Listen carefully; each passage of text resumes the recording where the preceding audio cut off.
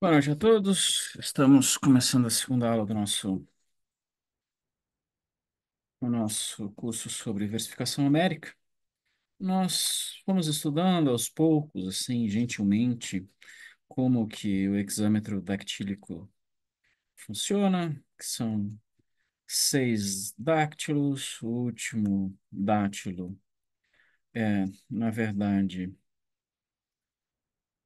catalético, ou seja, ele é reduzido para um espondeu ou um, um troqueu, não é? Longa-longa ou longa-breve, tanto faz. A última longa pode ser tratado, tratada como breve sem qualquer problema, né? Hoje, então, nós vamos ver como que nós fazemos a, a escansão e como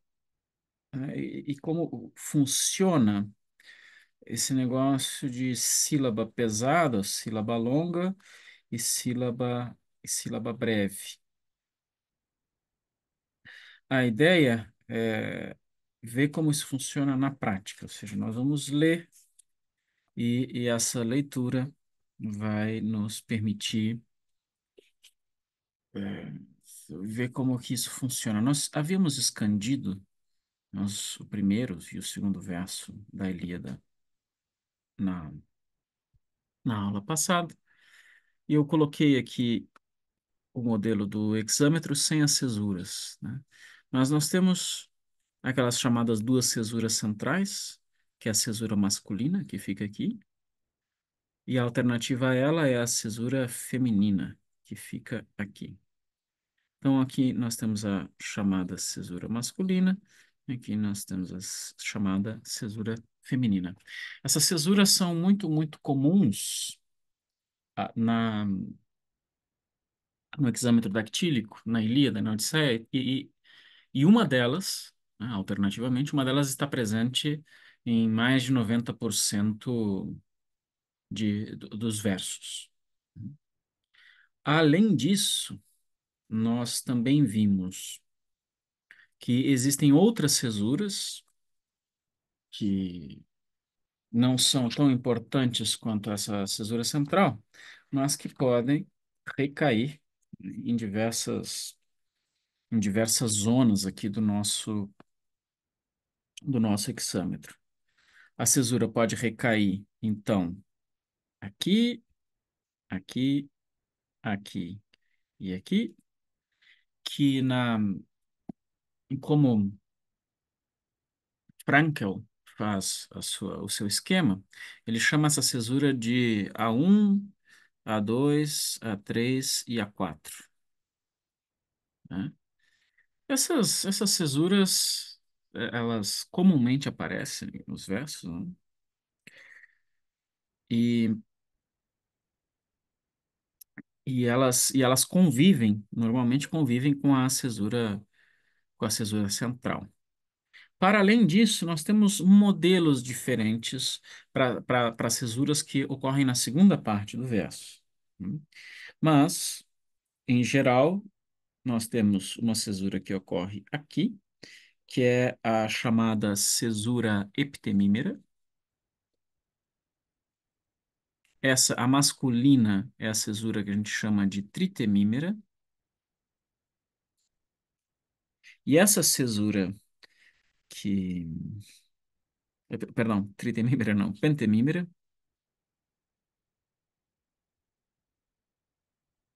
E a cesura que ocorre em A4, essa aqui a gente chama de tritemímera. Normalmente, né, você tem pelo menos a cesura central e uma da cesura inicial e uma da cesura secundária. Então, você tem a cesura chamada epitemímera e você tem a alternativa a ela fica aqui, que a gente chama de cesura bucólica ou, se não, de diérese bucólica, que é o nome antigo. Eu não vou discutir de maneira delongada a origem desses nomes, né? Mas eu só vou marcar de modo mais enfático aqui onde essas cesuras podem cair. Bom, o que que são essas cesuras? Essas cesuras são basicamente ah, lugares mais ou menos estáveis no hexâmetro, onde pausas ocorrem. E essas pausas, evidentemente, vêm junto com o fim de algumas palavras. E normalmente geram unidades sintáticas, unidades de sentido.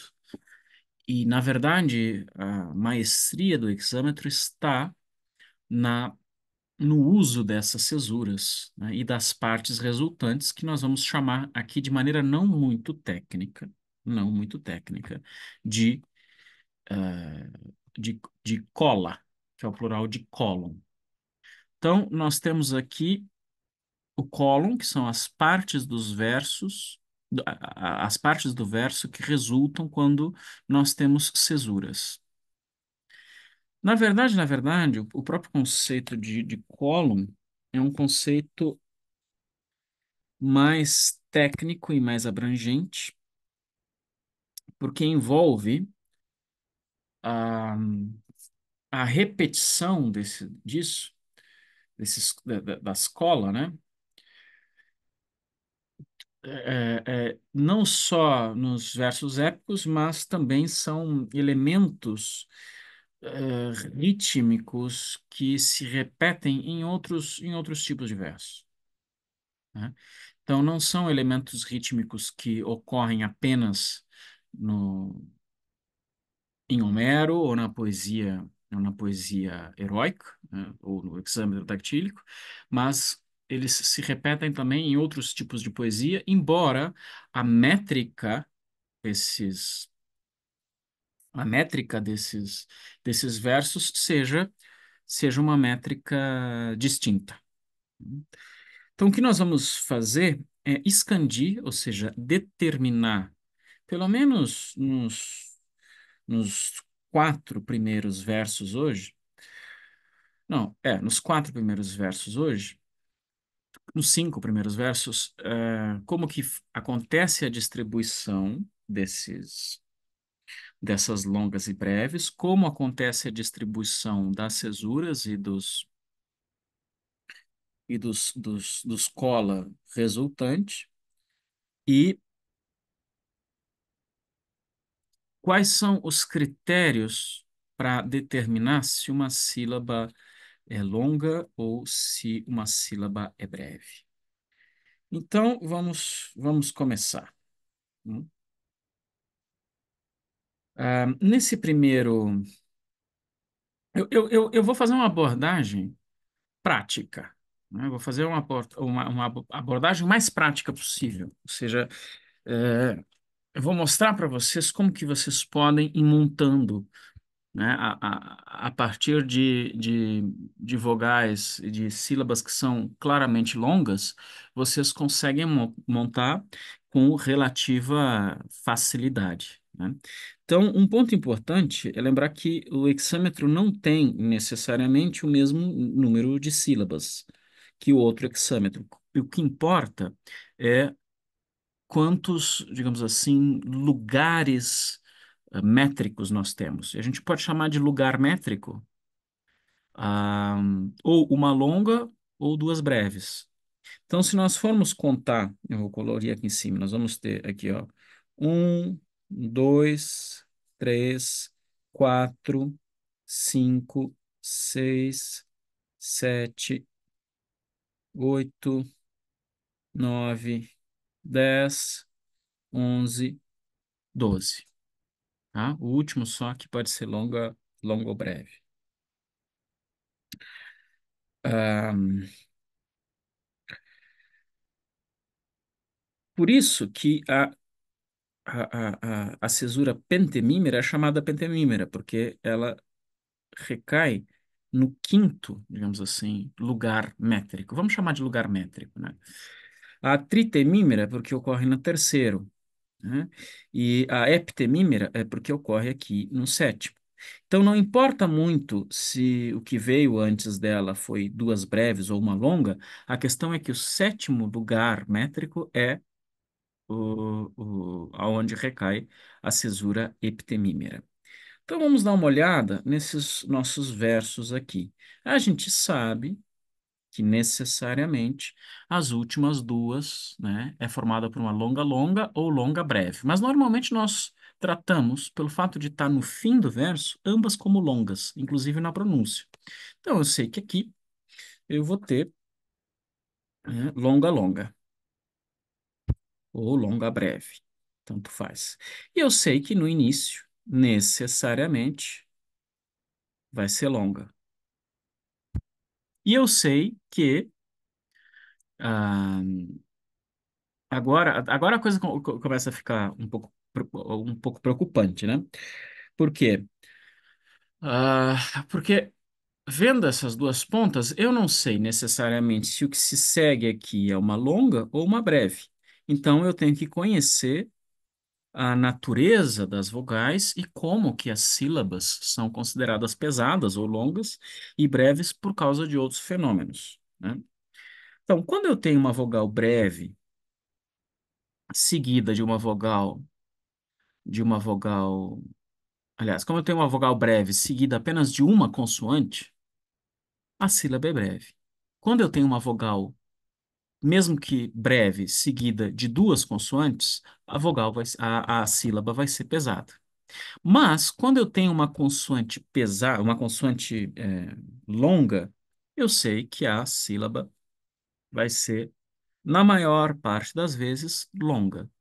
Então, olhando aqui, eu sei que um ditongo costuma ser longo, então eu sei que esse ei aqui é longo. Eu sei que o y é breve, então eu sei que o que eu tenho aqui é breve. Eu sei que o eta é longo, então eu sei que eu tenho aqui longo e longo. E isso, do ponto de vista prático, vai me dando da um mapa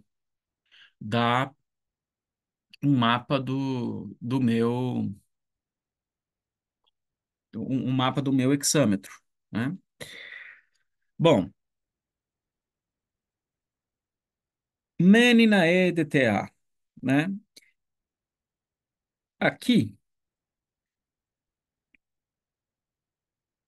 eu não posso, evidentemente, ter duas longas, porque se eu tenho uma longa aqui, a próxima, que é breve, não vai caber no metro, né? Então, eu sei que o iota aqui é breve, eu sei que o alfa é breve, eu sei, mas se vocês não sabem, vocês conseguem deduzir pela posição desse conjunto aqui, que é longa e breve. Se eu tenho longa e breve, eu tenho necessariamente um início de um hexâmetro. Então, se eu tenho longa e breve, necessariamente a próxima vai ser breve aqui. Então, eu não posso aqui ter longa, longa, longa, ah, porque se eu fizer a escansão, não vai bater, né? Então, isso já é um sinal, é, um, um- um- uma ajuda para vocês determinarem onde estão as breves. Então, tenho longa, breve, breve, longa, breve, breve, sem maiores problemas. Meninae de tea. Eu sei que a próxima tem que ser longa. Meninae de tea pele iadeu Aquileos. Bom, aqui nós temos ia, breve, breve. Isso aqui é um ditongo, né? Esse aqui é um ditongo. Esse ditongo conta como longo. E eu tenho duas breves. Então, eu tenho um, dois, três, quatro, cinco, seis pés. Tenho seis pés. Sem contar o acento.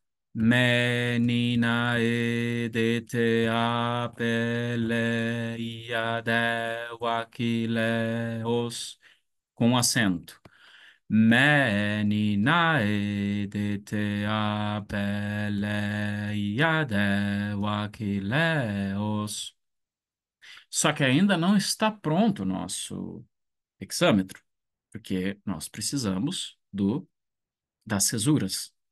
Nós temos um mapa das cesuras e agora precisamos ver se esse verso está distribuído de maneira tal em que o fim de uma palavra coincide com uma pausa no texto. Bom, menin, nós temos longa breve, nós temos uma pausa aqui. Nós temos uma pausa aqui. Se nós olharmos para essas possibilidades aqui de cesura, a gente vê que nós temos uma cesura no meio do segundo lugar métrico, ou seja, do primeiro bíceps, que o Frankel chama de cesura A2.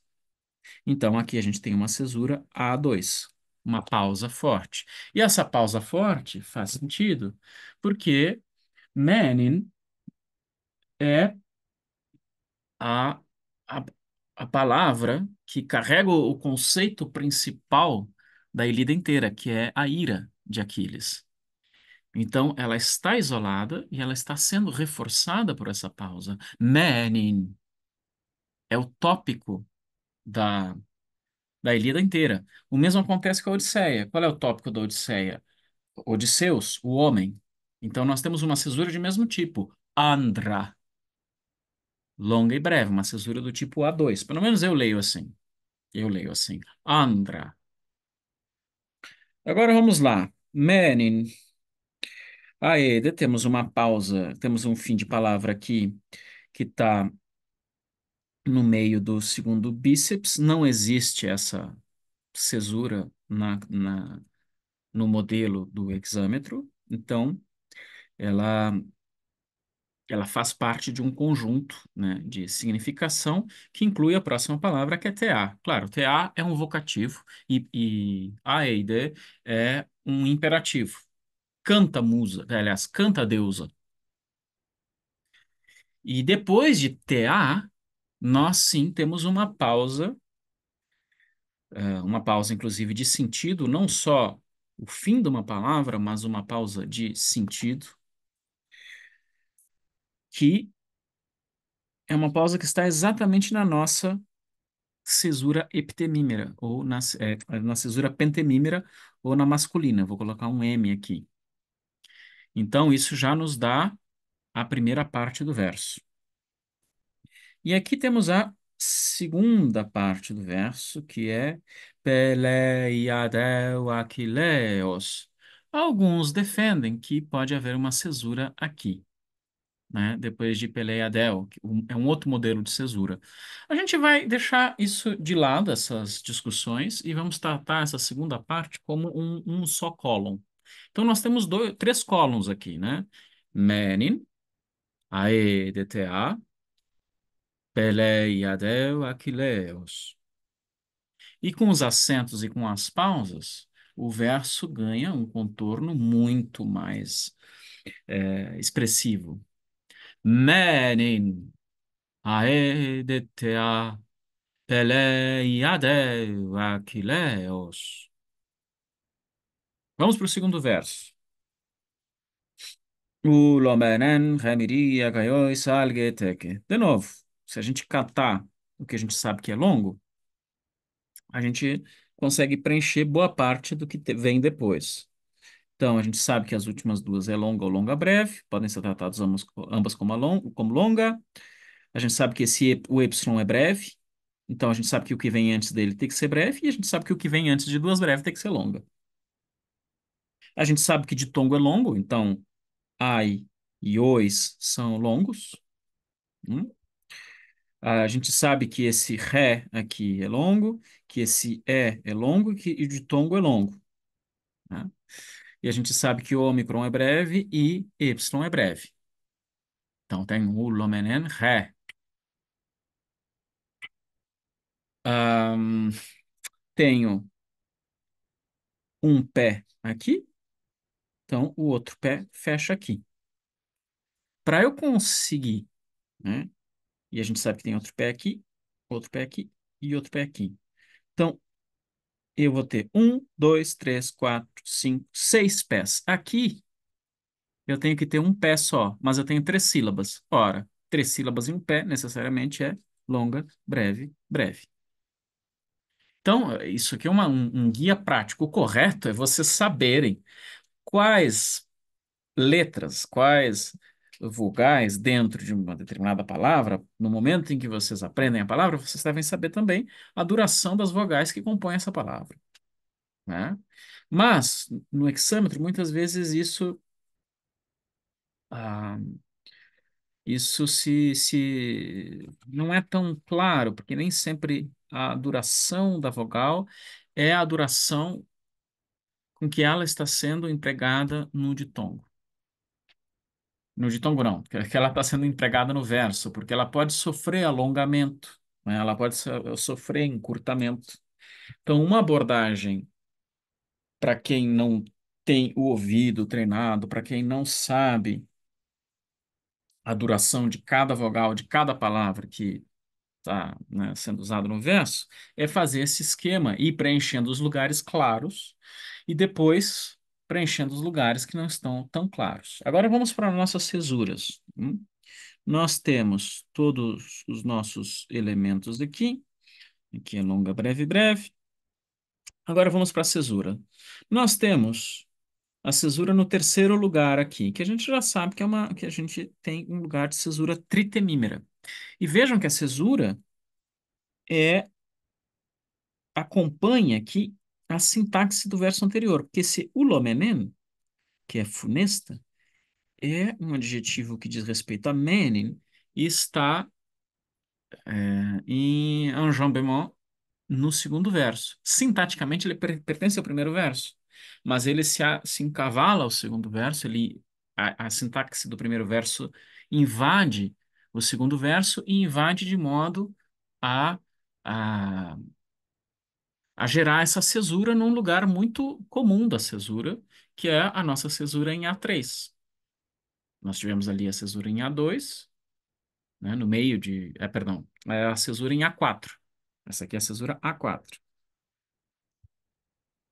E temos Ré Miri.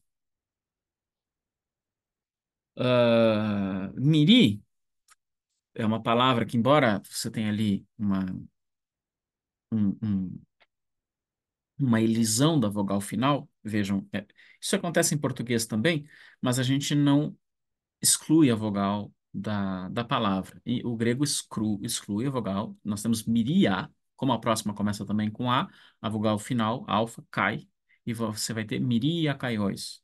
Mas miria é uma palavra, caiões é outra, e nós temos aqui uma cesura que a gente sabe que é a cesura feminina, né? Que é a cesura que vem no, no meio do terceiro bíceps, né? Você tem príncipes, bíceps, o príncipe é o longo, né? Príncipes, bíceps, príncipes, bíceps, príncipes, bíceps. O bíceps, então, no meio tem a cesura, que é a cesura feminina. A cesura feminina é a cesura mais comum em grego. A cesura mais comum em grego. Depois da cesura feminina, nós temos tum, aliás, nós temos ta, tum, tum. E a gente sabe que aqui a gente tem a diérese bucólica, que é na posição feminina, tá, tá, tá, tum, tum. A diérese bucólica é entre 8 e 9, né? Veja, tá aqui a diérese bucólica, né? Aqui nós temos uma diérese bucólica. E nós temos, nesse caso aqui, então, vou botar B assim, de diérese bucólica. Nesse caso, nós temos dois, três, quatro cola. Quatro cola. Esse último cólon aqui, vocês vão ver muitas vezes repetido durante a Ilíada. Eles serão particularmente importantes para outra característica da poesia da poesia homérica e da poesia de origem oral que nós vamos ver amanhã, né? Então, um verso que era, sem considerarmos as cesuras, Ulomenen remiri akaiois algeteke, vira Ulomenen remiri, perdão, remiri akaiois algeteke, remiri akaiois algeteke. Novamente muda tudo. Ahm, Polas diptimus psychas saidi proiapsen. Novamente, do ponto de vista prático, longo, longo. Veja que aqui o ômicron é breve, então a gente já sabe que aqui temos breve, breve. Se aqui tem breve, breve, aqui temos longo, né? Aqui a gente sabe que é longo. E agora vamos ver o que que a gente acha aqui que é necessariamente longo. Temos esse aqui é longo. Por que que esse aqui é necessariamente longo? Mesmo se a vogal for breve. Porque ela é seguida de duas consoantes. Então, quando ela é seguida de duas consoantes, o próprio tempo que a gente utiliza para pronunciar a primeira consoante se agrega à sílaba anterior. E a consoante seguinte se agrega à sílaba que vem depois. Ou seja, do ponto de vista da silabificação poética, e fonética, não funciona, né? Essa silabificação não funciona como a, a, a, a, a silabificação, a separação de sílabas que a gente faz em textos normalmente. Se você tem duas consoantes, ou uma consoante dupla, por exemplo, a, o xi é uma consoante dupla, o pi é uma consoante dupla, você vai contar metade dessa consoante, que é o p, ps, com, né? Ps. A primeira, o primeiro som você vai contar com uma vogal anterior e o segundo som com a vogal seguinte. Isso alonga a vogal anterior, mesmo que ela seja breve. Então, se eu tenho duas longas, necessariamente a próxima também vai ser longa, porque eu tenho um espondeu, o próximo vai começar um dátilo, um espondeu. E aqui, iftimus é longo, evidentemente, porque eu tenho duas consoantes, e eu sei que o ditongo é longo. Então, entre duas longas, só pode ter uma longa, né? Ou duas breves. Ok. Aqui nós já temos quantos pés? Um pé, polás, né? E dois pés, ipti, mais a primeira parte de um pé que é iptimus. Iptimus. Então, as próximas duas vão ser longas, ou a próxima será longa, né? Ou as próximas duas serão breves, porque o prínceps desse dátilo está aqui, né? Então, a gente teve um pé, outro pé, e o prínceps desse dátilo está aqui. Então, eu tenho ou uma longa ou duas breves. Já adianto a vocês, e se trata de uma longa, né? E aqui eu vou ter mais uma longa e duas breves. Então, eu vou ter um, dois, três, quatro, cinco, seis. Agora vamos para as cesuras. Bom, polás tem uma cesura aqui, em, A, em A3, né? Então, nós temos uma cesura aqui. Entretanto, quando você tem uma partícula do tipo D, que é uma partícula que a gente chama de enclítica, ou seja, na pronúncia ela se ah, não é que ela seja enclítica, mas ela é uma partícula que necessariamente, porque enclítico tem a ver com acentuação, mas ela é uma partícula que necessariamente acompanha o que vem antes, ela não pode ser separada pela cesura. Então você não tem uma cesura forte aqui. Onde que você vai ter uma cesura forte? Só em iftimus, que aí sim a gente tem a cesura masculina aqui,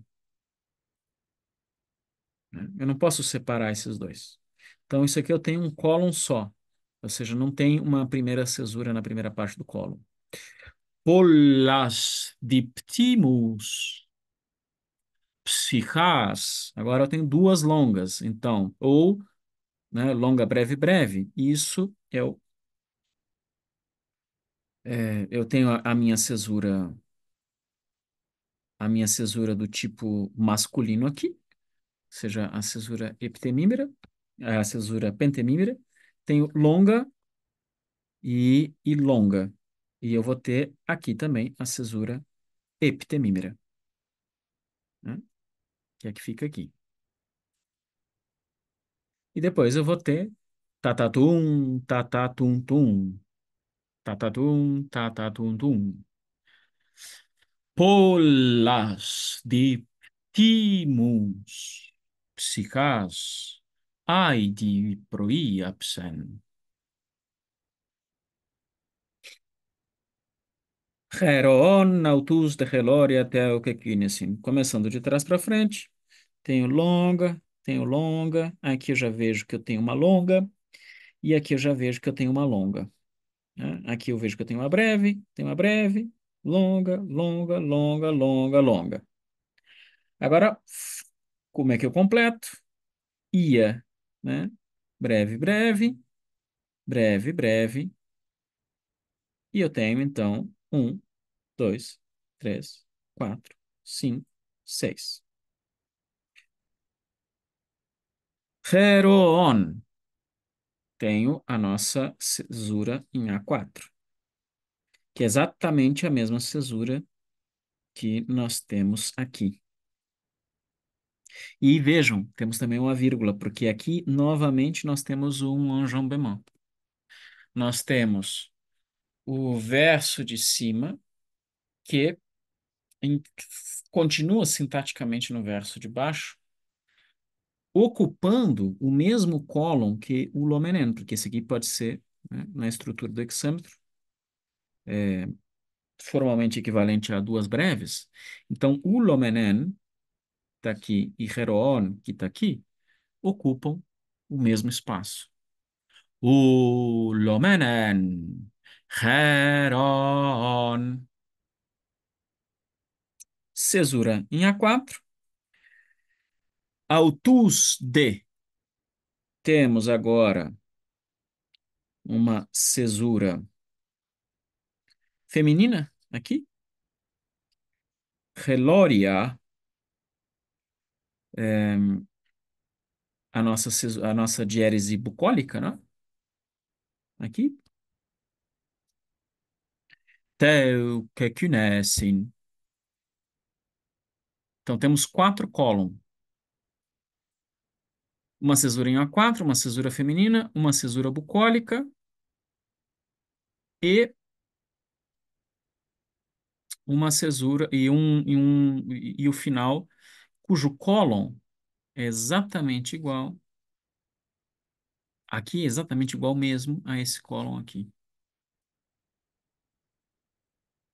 Então, todas as partes, formalmente, desse verbo aqui são desse verso 4 e do verso quinto são idênticos. Vejam o que tem depois da cesura bucólica. Alge te künesi. Exatamente igual. Então, isso é algo repetido nas nossas, nos versos que não são só os versos de Homero. O mesmo acontece com Ré, miri e autus de. Ré, miri, autus de. Ulomenen remiri akaioi salgeteke heron autus de gloria teu que cunesin. Isso é que dá ao poeta que está oralmente gerando versos, eu não estou dizendo que isso aqui foi gerado oralmente, mas foi gerado em um contexto de transmissão oral de poesia, ele tem o ouvido treinado para criar pedaços do verso, que são esses colon, que se encaixam nesses lugares divididos pelas cesuras. Então, a poesia oral antiga, que é o que está na gênese da Ilíada e da Odisseia, ah, é gerada a partir desses lugares, desse escola, que eu tenho um repositório dessas sequências, né? Alge, que eu sei que ocupa o mesmo lugar que teu, que kunesin. É o mesmo lugar. É o mesmo lugar que ocupa. Então, tal como em português a gente vê repentistas ou, né, pessoas que estão fazendo aquelas milongas improvisadas no sul, encaixando essas entonações em versos, em lugares, né, específicos do verso, era mais ou menos assim que a poesia era composta, né? Então vejam, ulomenen, heron, e essa possibilidade de trocar o segundo lugar métrico, né, duas breves para uma longa, dá uma textura, né, ao, ao verso. Embora sejam metricamente iguais, ritmicamente são diferentes. Vamos ver rapidamente apenas esse onoio, oionoi, si te passi, Dios de teleia tobule, e ler essa passagem inteira. Começa bulé, aqui eu sei que são duas breves, e aqui eu sei que são duas, aqui é uma longa. Aqui eu sei que são duas breves de novo, né? Longa, longa, necessariamente a próxima vai ser longa. Si, te, são duas breves. Pa, si, né? E Dios. O ômicron que é longo porque é seguido de duas consoantes. Temos um, dois, três, quatro, cinco, seis pés. E onde estão as nossas divisões, né? Oionoi, si. Olhando lá em cima, tem uma divisão ali? Não, não tem uma divisão ali. A divisão vai vir apenas no passe, até porque o T está com o ionoice, né? Da mesma forma que o D está com polas. Então, eu tenho a nossa já famosa cesura feminina aqui. Depois dessa cesura feminina, eu tenho Dios de teleia tobule. Aqui, pela regra, o delta deve ser lido com Dios. Então, você não tem uma cesura, você tem apenas um verso tripartite. Apenas um verso tripartite, né? Você poderia ter uma cesura depois de Dios aqui, né? Com a cesura, porque aqui você tem o epitemímero, né? Mas o delta não deixa isso. Embora eu acho embora eu ache, perdão, que no caso de Homero, essas coisas não são assim tão, né, pesadas. Eu gosto de entender esse Dios como um cesurado, porque ele parece dar uma ênfase, por ser uma palavra tão curta colocada num cólon que seria só para ela, no causador último de todas essas coisas, que é Zeus. Literalmente de Zeus cumpria-se o desígnio. Dios deteleia tebule. Eu acredito, a minha intuição sonora me diz que aqui nós temos uma cesura. Mas sem a cesura, teríamos apenas oi, ó, noi, si te passi, Dios deteleia tobule. Né? Dios deteleia tobule. Acaioi salgeteke. Bule. Lendo os cinco versos, então. Menin. Aedetea. Peleiadeu Achilleos ulomenen. Hemiri. Acaioi salgeteke. Pollas diptimus psychas aidi proiapsen. Heron autos de gloria teu pecunesin. Oionoi si te pasi, Dios de teleie tobule. Bom, hoje pelo menos era isso que eu gostaria de tratar com vocês.